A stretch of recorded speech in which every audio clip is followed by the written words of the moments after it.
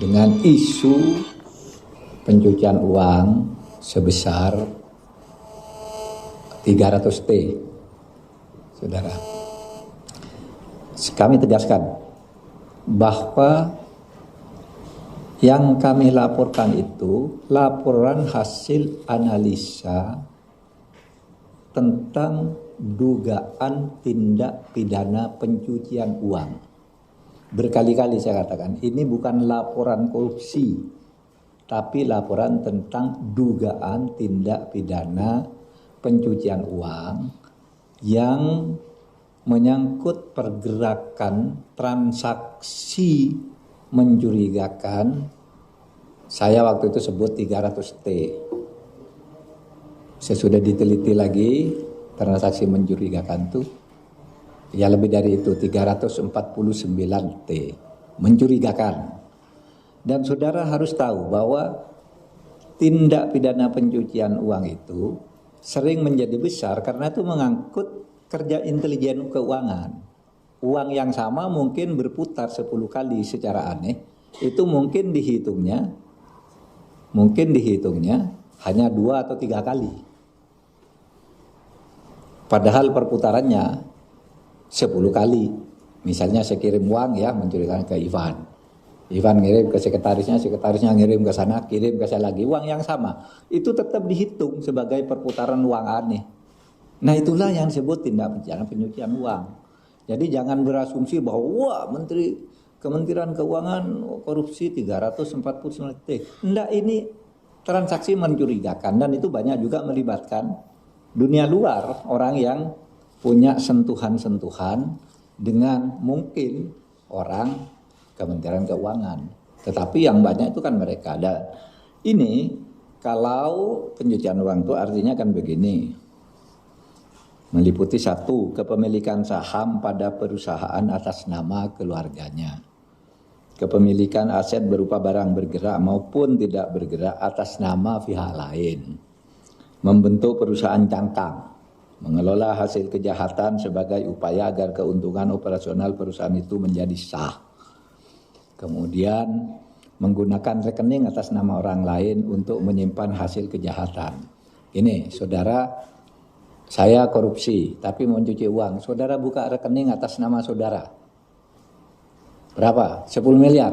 Tapi ATM-nya diberikan ke saya dengan segala PIN-nya. Saudara tidak bisa ambil uang itu, saya bisa ambil sewaktu-waktu, tapi tanggung jawab secara akuntansi ada di tangan saudara. Nah itu pencucian uang. Jadi banyak ya. Lalu menyembunyikan hasil kejahatan dalam SDB, Safe Deposit Box atau tempat lain.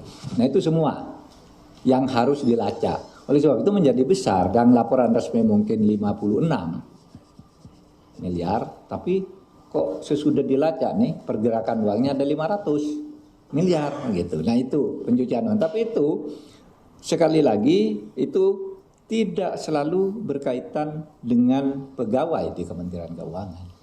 Itu mungkin yang ngirim siapa, yang ini siapa dan seterusnya dan itu bukan uang negara. Nah saudara, oleh sebab itu dari penjelasan itu secara singkat ingin saya sampaikan tadi akan disampaikan oleh Bu Sri Mulyani, tapi saya ingin menyampaikan kesepahaman kami bersama bahwa yang kita bicarakan itu, yang saya dan Pak Ivan PPATK sampaikan dan Bu Sri Mulyani juga mengomentari, menjawab bahwa ini adalah laporan pencucian uang. Laporan tindak pidana pencucian uang. Ya. Memang jumlahnya besar. Karena itu tadi menyangkut orang luar, menyangkut tindak pidana di luar, tapi ada kaitan dengan dalam. Nah, untuk itu kami tadi bersepakat begini. 1, Kementerian Keuangan akan melanjutkan untuk menyelesaikan semua LHA. LHA itu laporan hasil analisis yang diduga sebagai tindak pidana pencucian uang dari PPATK, baik yang menyangkut pegawai di lingkungan Kementerian Keuangan maupun pihak lain. Seperti yang telah dilakukan oleh Direktorat Jenderal Pajak yang telah berhasil menambah penerimaan negara dari sektor pajak sekitar 7,08 triliun dan dari Direktorat Jenderal Bea Cukai sebesar 1,1 triliun. Jadi misalnya PPATK lapor nih ada kasus, Anda kok pajaknya cuma tulis 10 miliar padahal seharusnya 15 miliar. Menteri Keuangan selama ini langsung pakai yang PPATK. Oh ini 15 miliar, dihitung lagi bayar kalau benar. Kalau enggak benar ya tidak bayar. Nah, dari hasil tindak lanjut yang dilakukan oleh Menteri Keuangan, Kementerian Keuangan, dua Direktorat Jenderal ini sudah mencapai 8,2 triliun tadi. Pajak 7,08 triliun, kepabeanan 1,1 triliun. Nah, kesempatan berikutnya. Apabila nanti dari laporan pencucian uang itu ditemukan alat bukti terjadinya tindak pidana, maka LH tersebut akan ditindaklanjuti dengan proses hukum oleh Kementerian Keuangan sebagai penyidik tindak pidana asal. Ya, jadi nanti Kementerian Keuangan akan menindaklanjuti. Korupsinya sudah oke, sudah selesai. Tapi sudah ada yang masuk penjara, uangnya udah dirampas, sudah itu. Tapi ini tindak pidana pencucian uangnya ini akan ditindaklanjuti, yang mana ditemukan alat bukti nanti akan disidik oleh Kementerian Keuangan sebagai penyidik, PPNS penyidik di bidang pajak dan kepabeanan. Atau mungkin saja nanti diserahkan ke aparat penegak hukum lainnya, penyidik lainnya, yaitu polisi atau jaksa atau KPK. Itu kesepakatannya. Saudara, Komite Koordinasi Nasional Pencegahan dan Pemberantasan Tindak Pidana Pencucian Uang akan melakukan evaluasi terhadap LHA yang diduga TPPU dan telah dikirim oleh PPATK kepada aparat penegak hukum untuk mengoptimalkan penerapan Undang-Undang Nomor 8 Tahun 2010 tentang tindak pidana pencegahan tindak pidana pencucian uang. Jadi beginilah, memberantas korupsi itu lebih gampang kalau mau. Korupsi ini ukurannya jelas, merugikan keuangan negara, memperkaya diri sendiri, melawan hukum, itu udah korupsi. Memperkaya diri sendiri atau orang lain atau korporasi itu udah korupsi. Tapi pencucian uang lebih bahaya. Kalau saya korupsi, nerima suap 1 miliar, di penjara selesai, itu gampang buktinya. Tapi bagaimana uang yang masuk ke istri saya? Itu mencurigakan, dilacak oleh Kementerian, oleh PPATK. Bagaimana dengan sebuah perusahaan atas namanya itu tidak beroperasi, misalnya warung makan tidak beroperasi, tapi omsetnya 100 miliar. Padahal nggak ada yang beli, nggak ada yang jaga juga, hanya ada nama mak warung. Nah itu yang disebut diduga ya. Saya katakan sejak awal, diduga pencucian uang, dan ini bukan korupsi, tapi pencucian uang dalam dugaan. Nah saudara, kita membuat undang-undang tindak pidana pencucian uang itu dalam rangka itu mencari yang lebih besar dari korupsi, karena itu sebenarnya itu lebih besar kalau diburu, bisa lebih besar dari hasil pidana korupsi pokoknya gitu loh. Nah ini bagian dari yang dilakukan oleh PPATK sesuai dengan tugas undang-undang. Saya ketua komite, Bu Sumilyani anggota, Menteri Pak Airlangga Hartarto perekonomian juga wakil, dan seterusnya, semuanya berkewajiban melaksanakan ini. Jadi saya kira dari sini sudah jelas ya, dari sini sudah jelas. Demikian dari saya persilakan Bu Sri Mulyani untuk menjelaskan lebih lanjut. Silakan Bu. Terima kasih Pak Menko Polhukam, Pak Mahfud. Pertama saya ingin menyampaikan bahwa selama ini kami Kementerian Keuangan dengan PPATK dan Pak Menko sebagai ketua tim, kita bekerja dan memiliki komitmen yang sama untuk memerangi dan memberantas tindak pidana pencucian uang maupun korupsi. Dan dengan adanya kerjasama yang baik inilah kemudian kita akan terus menggunakan semua resource yang ada di dalam rangka memperkuat termasuk di dalam mencari data, mengklarifikasikan data untuk bisa melaksanakan Satu, mencegah, kalaupun tidak bisa dicegah, diberantas adanya tindakan korupsi maupun tindak pidana pencucian uang. Saya ingin mengklarifikasikan karena berbagai informasi yang memang sudah sangat simpang siur. Satu, Pak Ivan sebagai Kepala PPATK mengirimkan surat kepada Menteri Keuangan pada tanggal 7 Maret 2023. Surat dengan nomor SR 2748 garis miring AT.01.01 garis miring 3 Romawi garis miring 2023 7 Maret 2023. Surat dari Kepala PPATK ini berisi seluruh surat-surat PPATK kepada Kementerian Keuangan terutama Inspektorat Jenderal dari periode 2009 hingga 2023. Ada 196 surat. Surat ini adalah tanpa ada nilai transaksi. Jadi dalam ini hanya berisi nomor surat, tanggal surat, nama-nama orang yang ditulis oleh PPATK, dan kemudian tindak lanjut dari Kementerian Keuangan. Terhadap surat tersebut, 196 surat, Inspektorat Jenderal dan Kementerian Keuangan sudah melakukan semua langkah. Makanya ini termasuk dari mulai dulu Gayus sampai dengan sekarang. Ada yang sudah kena sanksi, ada yang kena penjara, ada yang dalam hal ini diturunkan pangkat. Kita menggunakan PP nomor 94 tahun 2010 mengenai ASN. Kemudian muncul statement mengenai adanya surat PPATK di mana ada angka 300 triliun. Kami belum menerima.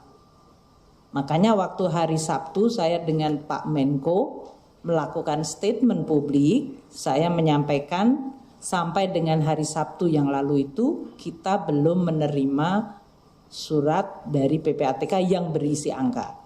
Pak Ivan baru mengirimkan surat tersebut pada tanggal 13 Maret. Jadi waktu saya dengan Pak Menko menyampaikan di Kementerian Keuangan adalah tanggal 11 Maret. Itu kita belum menerima. Kami baru menerima surat kedua dari Kepala PPATK nomor SR garis miring 3160 garis miring AT.0101 garis miring 3 Romawi garis miring 2023. Di dalam surat ini adalah surat yang tadi 36 halaman, yang nomor 1 yang tidak ada angkanya, yang ini 46 halaman. Lampirannya berisi rekapitulasi data hasil analisa dan hasil pemeriksaan serta informasi transaksi keuangan berkaitan dengan tugas dan fungsi untuk Kementerian Keuangan 2009 sampai dengan 2023.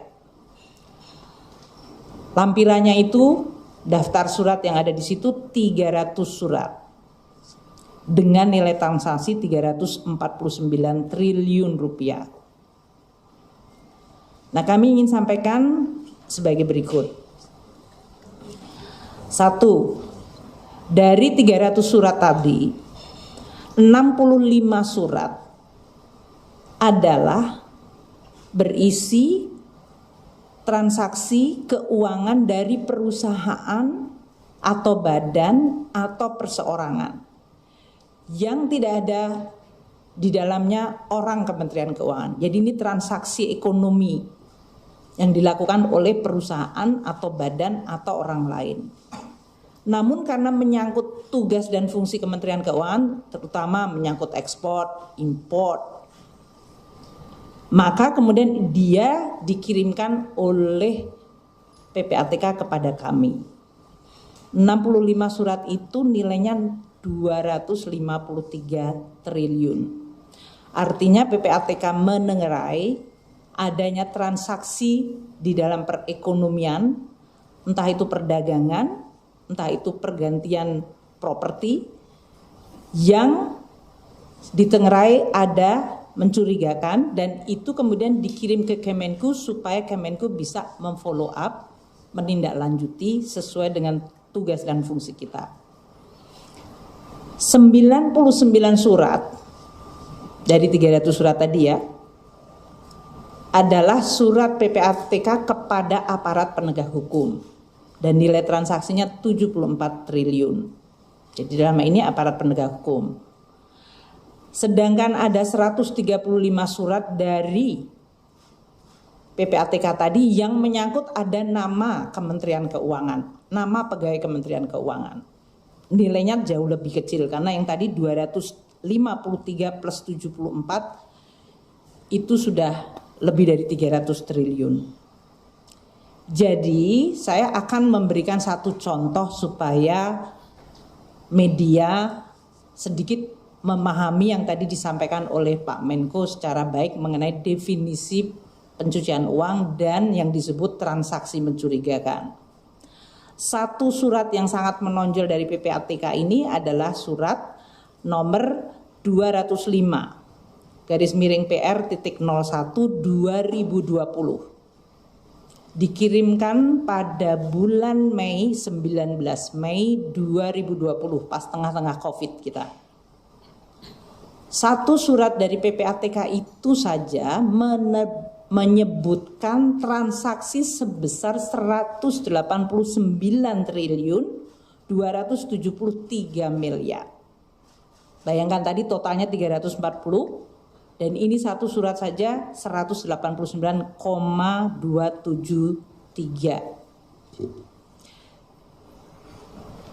Tentu saja karena ini angkanya besar langsung kita melakukan penyelidikan dan saya minta seluruh pajak bea cukai untuk melihat surat tersebut dan melihat dan meneliti apa yang menjadi data dan informasi. Disebutkan oleh PPATK ada 15 individu dan entitas, itu perusahaan dan nama orang yang tersangkut 189,273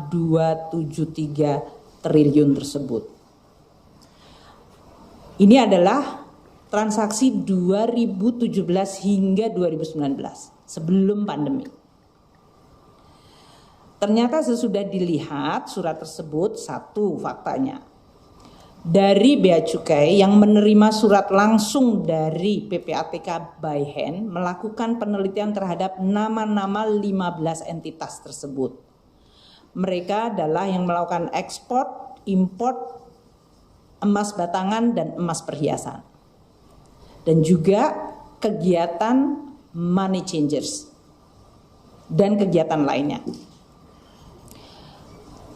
Bea Cukai kemudian melakukan seluruh penelitian terhadap 15 entitas itu, upamanya import barang emas batangan 326 miliar tahun 2017, naik ke 5,6 triliun, 2019 turun drastis ke 8 triliun. Ekspornya 4,7 triliun, 2017 turun ke 3,5 triliun dan 2019 turun ke 3,6 triliun. Dari transaksi itu kemudian dilakukan penelitian dan kemudian dilakukan pembahasan bersama PPATK. Jadi ini kejadian tahun 2020. Sudah ada follow up-nya, Bea Cukai yang menerima data langsung dari PPATK melakukan penelitian.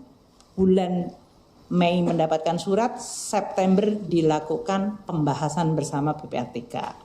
Ini yang tadi disampaikan oleh Pak Menko, LHA, kemudian dilakukan follow up. Pada saat yang sama, waktu Bea Cukai mengatakan tidak ditemukan di Bea Cukai adanya kecurigaan, maka pajak masuk. Direktorat Jenderal Pajak mendapatkan surat tembusan tadi juga, yaitu yang nomor 205, dan pada saat yang sama PPATK mengirim surat kepada pajak nomor 595. Di dalam surat 595 ini transaksinya lebih besar lagi, yaitu 205 triliun kepada Direktorat Jenderal Pajak. Dan jumlah entitasnya dari 15 menjadi 17 entitas. Maka Bea Pajak melakukan juga penelitian dari sisi pajak dari 2017 hingga 2019.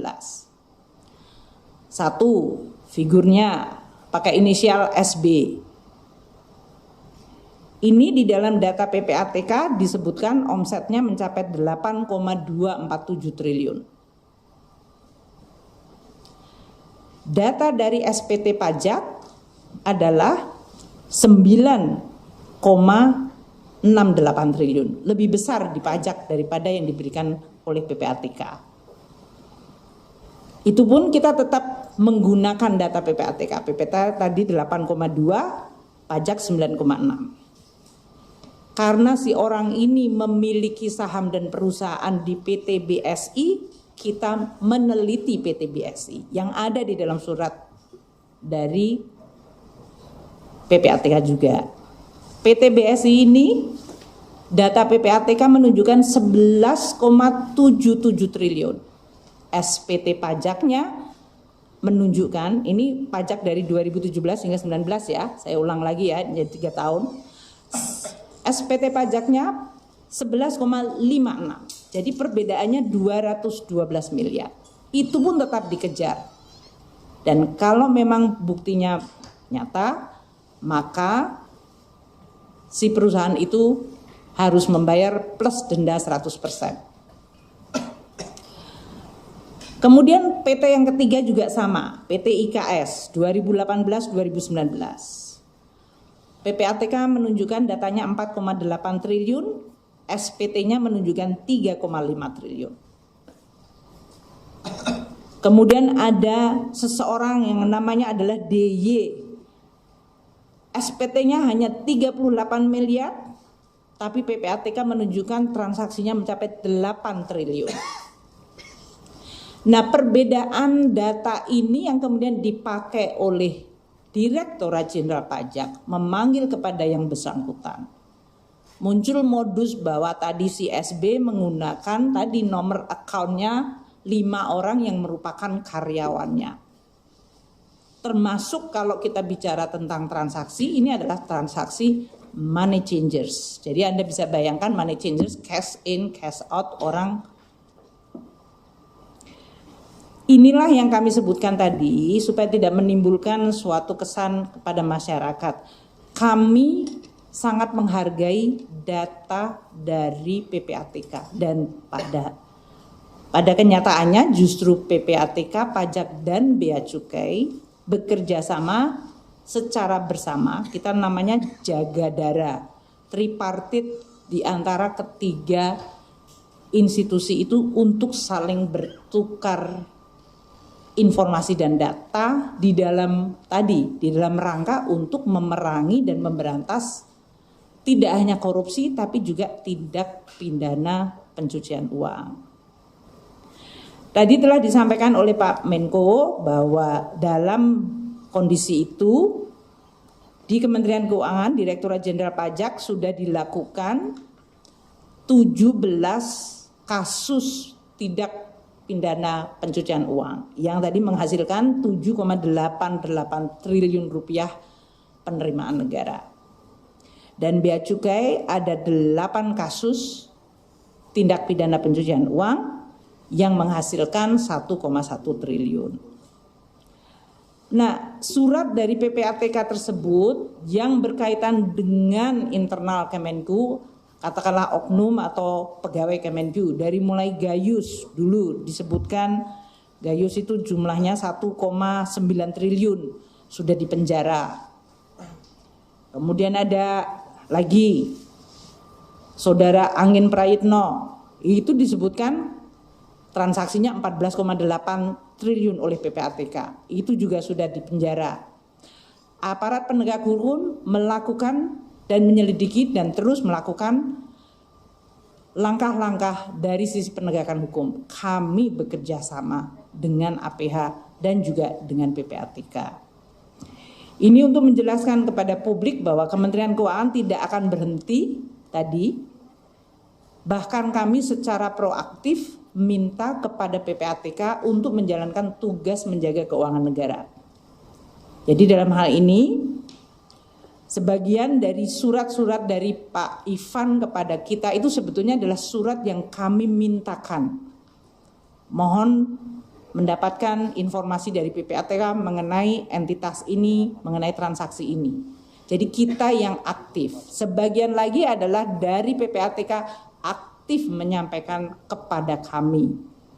Jadi inilah kerjasama yang tadi disebutkan tripartit Jakadara dari Direktorat Jenderal Pajak, Bea Cukai yang dua-duanya memiliki PPNS, yaitu penyidik pegawai negeri sipil, yang tadi disampaikan oleh Pak Menko, kalau ada indikasi tindak pidana asalnya menyangkut tugas dan fungsi dari Kementerian Keuangan, maka akan ditindaklanjuti oleh PPNS di Bea Cukai dan Pajak. Sehingga sama seperti dengan 17 kasus dan 8 kasus tadi, kita bisa merecover.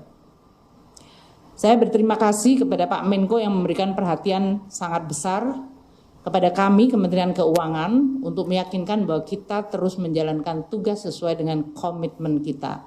Tata kelola yang baik, memerangi korupsi dan memerangi tindak pidana pencucian uang. Seperti tadi disampaikan, apabila ada bukti baru lagi, adanya data baru, kami akan terus menindaklanjuti. Apakah berhubungan dengan pegawai Kemenku atau tidak, dua-duanya tetap sama. Kalau dia berhubungan dengan pegawai Kemenku, maka kita akan lakukan tindakan tegas sesuai dengan peraturan pegawai negeri yang sudah diatur. Apabila tidak menyangkut kami, tapi itu adalah menyangkut pendapatan negara, kami akan melakukan pengejaran sehingga hak keuangan negara bisa kita jaga.